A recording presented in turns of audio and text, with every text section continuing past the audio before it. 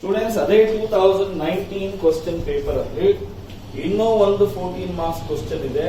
ಎಷ್ಟು ಸಿಂಪಲ್ ಇದು ಅಂತ ಹೇಳಿದ್ರೆ, ಓಕೆನಾ, ಕ್ವಶನ್ ಅಲ್ಲಿ ಏನ್ ಕೊಟ್ಟಿದ್ದಾರೆ ಫಸ್ಟ್ ಎಲ್ಲ ಬರ್ಕೊಂಡ್ಬಿಡೋದು. ಓಕೆನಾ, ಫಸ್ಟ್ ಅದು ಟ್ಯಾಕ್ಸಬಲ್ ಅಲ್ವಾ, ಸರ್ವಿಸಸ್ ಅದು ಟ್ಯಾಕ್ಸಬಲ್ ಅಲ್ವಾ, ಅದರ ವ್ಯಾಲ್ಯೂಸ್ ಎಷ್ಟೆಷ್ಟು ಕೊಟ್ಟಿದ್ದಾನೆ. ಓಕೆನಾ, GST ಎಷ್ಟಿದೆ, ಅದರಲ್ಲಿ ಅರ್ಧ ಸೆಂಟ್ರಲ್ ಇನ್ನು ಅರ್ಧ ಸ್ಟೇಟ್ GST ಹಾಕ್ಬೇಕು. ಟೋಟಲ್ ಮಾಡಿದ್ರೆ ಟೋಟಲ್ GST ಪೇಯಬಲ್ ಬರುತ್ತೆ.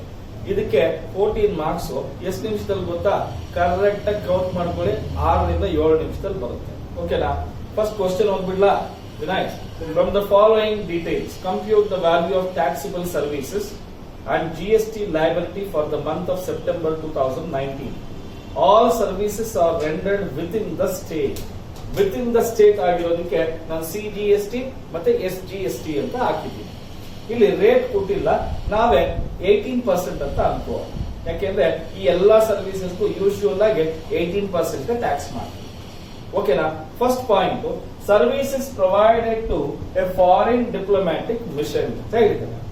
ಹೌದಾ, ಇದು ಟ್ಯಾಕ್ಸಬಲ್ ಸರ್ವಿಸ್ ಅಲ್ವಾ ಅಂತ ಕೇಳಿದ್ರೆ, it is a purely taxable services. ಅದಕ್ಕೆ ನಾನಿಲ್ಲಿ ಏನಂತ ಬರೀತೀನಿ, ಟ್ಯಾಕ್ಸಬಲ್ ಸರ್ವಿಸ್ ಅಂತ ಬರೀತೀನಿ. ಅಮೌಂಟ್ ಎಷ್ಟಿದೆ ಅಂದ್ರೆ 6 ಲಕ್ಷ ರೂಪಾಯಿ ಇದೆ. ಕರೆಕ್ಟಾ? ಫಸ್ಟ್ ಇದನ್ನ ಬರ್ಕೊಳ್ಳಿ, ಆಮೇಲಿಂದ ಇದನ್ನ ಕ್ಯಾಲ್ಕುಲೇಟ್ ಮಾಡಿ. ಓಕೆನಾ, ನೆಕ್ಸ್ಟ್ ನೋಡಿ, advertisement in print media.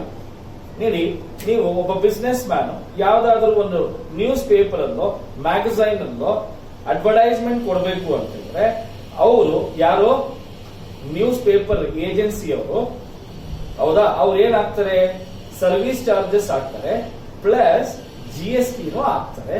With in the state ಆಗಿರೋದ್ರಿಂದ ಅದು 18% ಟ್ಯಾಕ್ಸಬಲ್ ಸರ್ವಿಸ್ ಆಗುತ್ತೆ. ಓಕೆನಾ, ಅಮೌಂಟ್ ಎಷ್ಟಮ್ಮ, 5 lakh rupees ಆಗುತ್ತೆ. ಕರೆಕ್ಟಾ? ನೆಕ್ಸ್ಟ್ ಮೂರನೇ point, service by way of private tuitions ಅಂತ ಇದೆ. ಪ್ರೈವೇಟ್ ಟ್ಯೂಷನ್ಸ್ ಅಂತ ಹೇಳಿದ್ರೆ, ಈಗ ಕಾಲೇಜ್ಗೆ ಹೋಗ್ತೀರಾ, ಓಕೆನಾ, ಕಾಲೇಜಲ್ಲಿ ಅಡ್ಮಿಷನ್ ಫೀಸ್ ಕಟ್ತೀರಾ, ಕಾಲೇಜ್ ಅವರು GST ಹಾಕ್ತಾರ ನಿಮ್ಮ ಮೇಲೆ ಅಂದ್ರೆ ಖಂಡಿತ ಹಾಕಲ್ಲ. ಎಜುಕೇಶನಲ್ ಇನ್ಸ್ಟಿಟ್ಯೂಷನ್ಸ್ಗೆ ಯಾವುದೇ ಕಾರಣಕ್ಕೂ GST ಹಾಕಲ್ಲ. ಅರ್ಥ ಆಗ್ತಾ ಇದೆಯಾ? ಆದ್ರೆ ಪ್ರೈವೇಟ್ ಟ್ಯೂಷನ್ಸ್ ಹಾಕಿದ್ರೆ, ಓಕೆನಾ, ಪ್ರೈವೇಟ್ ಟ್ಯೂಷನ್ಸ್ ಏನಾದ್ರು ಮಾಡಿದ್ರೆ ಅದಕ್ಕೆ ಏನಾಗ್ತೀವಿ, GST ಕ್ಯಾಲ್ಕುಲೇಟ್ ಮಾಡ್ತೀವಿ. ಸೊ ಅದನ್ನ ಟ್ಯಾಕ್ಸಬಲ್ ಸರ್ವಿಸ್ ಅಂತ ಕರೆದು ಅಮೌಂಟ್ 80,000 rupees ಅಂತ ಹಾಕ್ತಾರೆ. ಓಕೆನಾ, ನೆಕ್ಸ್ಟ್ ಏನಂತ ಇದೆ, ಸ್ಪೀಡ್ ಪೋಸ್ಟ್ ಸರ್ವಿಸಸ್ ಅಂತ ಹೇಳಿ. ನೋಡಿ, ಮಾಮೂಲಿ ಆರ್ಡಿನರಿ ಪೋಸ್ಟ್ ಮಾಡಿದ್ರೆ GST ಹಾಕಲ್ಲ. ಯಾವ್ದೋ ಒಂದು ಏನೋ ಪೋಸ್ಟಲ್ ಕಾರ್ಡ್ ಎನ್ವಲಪ್ ಕವರ್ದೋ ಯಾವ್ದೋ ತಗೊಂಡ್ ಮಾಡಿದ್ರೆ ಅದಕ್ಕೇನ್ GST ಹಾಕಲ್ಲ. ಒಂದೇ ಒಂದು ಸ್ಟಾಂಪ್ ಹಾಕ್ಬಿಟ್ಟು ಪಟ್ ಅಂತ ಸುಮ್ಮನಾಗ್ಬಿಡ್ತೀವಿ. ಅದೇ ಸ್ಪೀಡ್ ಆಗಿ ಹೋಗ್ಬೇಕು ಅಂತ ಇಟ್ಕೊಳ್ಳಿ, 12 hours 24 hours ಡೆಲಿವರಿ ಇದ್ರೆ ಅದಕ್ಕೆ ಪಕ್ಕ ಏನಾಗ್ತಾರೆ, GST ಹಾಕ್ತಾರೆ. ಅದನ್ನ ಟ್ಯಾಕ್ಸಬಲ್ ಸರ್ವಿಸ್ ಅಂತ ಹೇಳ್ತೀವಿ. ಅಮೌಂಟ್ ಎಷ್ಟು ವಿನಯ್? 72. ಅಮೌಂಟ್ ನೀನೇ ಹೇಳ್ಬೇಕು. ಓಕೆನಾ, next, building given on rent for commercial purpose. ನೋಡಿ, ನಾವು ಟ್ಯೂಷನ್ ನಡೆಸ್ತಾ ಇದ್ವಿ, ಕರೆಕ್ಟಾ? ನಮ್ಮ ಟ್ಯೂಷನ್ ಸೆಂಟರ್ಗೆ ರೆಂಟ್ ಕೊಡ್ತಾ ಇದ್ವಿ, ರೆಂಟ್ ಜೊತೆನಲ್ಲಿ GST ಕೊಡ್ತಾ ಇದ್ದೀವಿ, GST ಸೇರಿಸಿ ಕೊಡ್ತಾ ಇದ್ದೀವಿ. ಅದೇ ನಮ್ಮ ಮನೆ ಬಾಡಿಗೆಗಿದ್ರೆ, ಓಕೆನಾ, ಆ ಬಾಡಿಗೆ ಮನೆ ರೆಸಿಡೆನ್ಷಿಯಲ್ ಹೌಸ್ ಆದ್ರೆ ಯಾವುದೇ ಕಾರಣಕ್ಕೂ ಓನರ್ GST ಹಾಕೋದಿಲ್ಲ. So rent, building given for rent, residential purpose ಆದ್ರೆ ಎಕ್ಸೆಂಪ್ಟೆಡ್ ಆಗುತ್ತೆ, ಕಮರ್ಷಿಯಲ್ ಪರ್ಪಸ್ ಗಾದ್ರೆ ಟ್ಯಾಕ್ಸಬಲ್ ಆಗುತ್ತೆ. ಅರ್ಥ ಆಯ್ತಾ? ಇಲ್ಲೂ ಪಾಯಿಂಟ್ ಹೇಳ್ಬಿಟ್ಟಿದ್ದೀನಿ. ಈ ವರ್ಷ ಇದೇ ತರ ರೆಸಿಡೆಂಟ್ ಕಮರ್ಷಿಯಲ್ ಬದಲು ರೆಸಿಡೆನ್ಷಿಯಲ್ ಬರೋ ಚಾನ್ಸಸ್ ಇರಬಹುದು. ಎಷ್ಟಪ್ಪ ಅದು? 50,000 ಬರ್ತಾರೆ. Next, value of free services render to friend. ಯಾರಪ್ಪ ಹೇಳಿದ್ರು ಫ್ರೆಂಡ್ ಸರ್ವಿಸ್ ಮಾಡು ಅಂತ ಹೇಳಿ? ಹೇಳಿದ್ವಾ? ಮಾಡಿದ್ಯಾ ಫ್ರೆಂಡ್ ಸರ್ವಿಸ್? ಫ್ರೆಂಡ್ಶಿಪ್ ಇದ್ರೆ ಮನೆಗೆ ಬಾ, ಒಂದ್ ಕಾಫಿ ಕುಡಿ, ಟೀ ಕುಡಿ, ಬಿರಿಯಾನಿ ತಿನ್ನೋ, ಹೋಗ್ ಮನೆಗೆ. ಆದ್ರೆ ಬಿಸ್ನೆಸ್ ಬಿಸ್ನೆಸ್ ಯಾವಾಗ, ಹೌದಾ? ಇದು ಕೂಡ ಏನಾಗುತ್ತೆ, ಟ್ಯಾಕ್ಸಬಲ್ ಸರ್ವಿಸ್ ಆಗುತ್ತೆ. ಅಮೌಂಟ್ ಎಷ್ಟು ವಿನಯ್? 2 lakh rupees. ಕರೆಕ್ಟಾ? Next, services render to united nation organisations. ನೋಡಿ ಈ ಇನ್ಸ್ಟಿಟ್ಯೂಷನ್ ಇದೆ ಅಲ್ವಾ, ಈ ಆರ್ಗನೈಸೇಷನ್ ಇಡೀ ದೇಶದಲ್ಲಿ ಪ್ರಪಂಚದಲ್ಲಿ ಓಕೆನಾ ಎಲ್ಲಾ ಕಡೆನೋ ಏನೋ ಒಳ್ಳೆದನ್ನ ಸಾರುತ್ತೆ. United Nation Organization it is form for the purpose of ಏನೋ peace and prosperity for the entire universe. ಅದಕ್ಕೆ any services given to the UNO is exempted ಆಗುತ್ತೆ. ಏನಾಗುತ್ತೆ? ಎಕ್ಸೆಂಪ್ಟೆಡ್ ಆಗುತ್ತೆ. ಅಮೌಂಟ್ ಅನ್ನ ಬರೆಯೋದಕ್ಕೆ ಹೋಗ್ಬೇಡಿ. ನೆಕ್ಸ್ಟ್ ನೋಡಿ, service certification for exchange control purpose. Exchange control ಅಂದ್ರೆ ಏನು? Foreign exchange control purpose. ಅದಕ್ಕೂ ಕೂಡ GST ಯನ್ನ ನಾವು ಖಂಡಿತ ಹಾಕ್ತೀವಿ. ಇಟ್ ಈಸ್ ಟ್ಯಾಕ್ಸಬಲ್ ಸರ್ವಿಸ್ ಆಗುತ್ತೆ.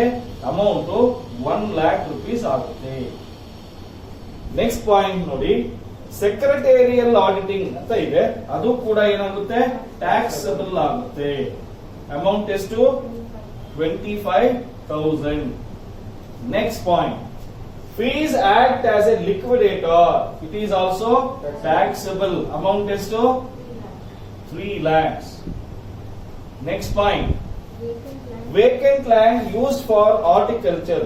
See, any land used for horticulture, agriculture purpose, it is fully exempted and it is not a taxable service. Correct? Exempted.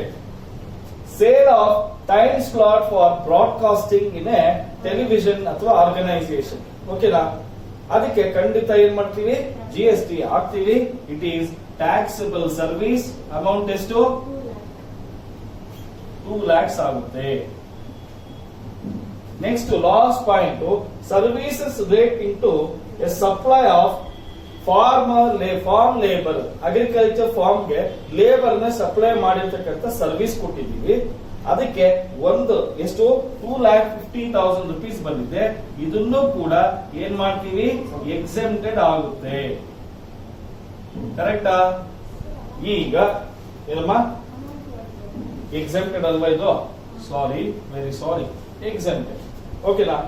ಈಗ 9% ಎಷ್ಟು ಬರುತ್ತೆ? ಇದು 45,000, 54,000, 45,000. ಇದೆಷ್ಟಮ್ಮ?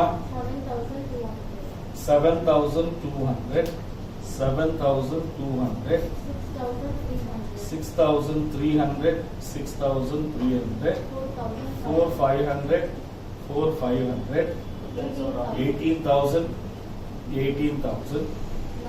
ಇದು ಡ್ಯಾಶ್ ಡ್ಯಾಶ್. ಇದು 9,000 and 9,000, 2,250, 2,250. ಇದು 27,000, 27, 18,000, 18,000. ಇದನ್ನೇನು ಟೋಟಲ್ ಮಾಡಕ್ ಹೋಗ್ಬಿಡಿ ದೊಡ್ಡ ತರ. ಓಕೆನಾ? ಮಾಡಂಗಿದ್ರೆ ಮಾಡ್ಬಿಡಿ. ಇದನ್ನ ಲೆಕ್ಕ ಹಾಕ್ಬಿಡಿ ಫಸ್ಟ್. 11, ಹೌದಾ? 13, 14, 17, 19, 19, 20, 21, 22, 22, 25. ಕರೆಕ್ಟ್ ಏನಪ್ಪ? 21 ಬರುತ್ತಮ್ಮ. ಓಕೆನಾ? ಈಗ ಇದನ್ನು ಟೋಟಲ್ ಮಾಡಿ ಎಷ್ಟು ಬರುತ್ತೆ ಹೇಳಿ. 5, 2, 7, 10, 12, 1, 9, 16, 18, 27, 35, 39, 45, 52, 57, 61, 4, 5, 1,91,000. ಎರಡು ಕಡೆ ಸೇಮ್. ಇಷ್ಟು ಮಾಡೋದು ಎಷ್ಟು ಮಾಡ್ಸಪ್ಪ? ಬೇಕಾ ಬೇಡವಾ? ಬೇಕಾ? ಪಟ್ ಅಂತ ಬರ್ಕೊಳ್ಳಿ. ಎಷ್ಟೊತ್ತಾಯ್ತು ಬರೋದಕ್ಕೆ? 10 ನಿಮಿಷ ಮ್ಯಾಕ್ಸಿಮಮ್.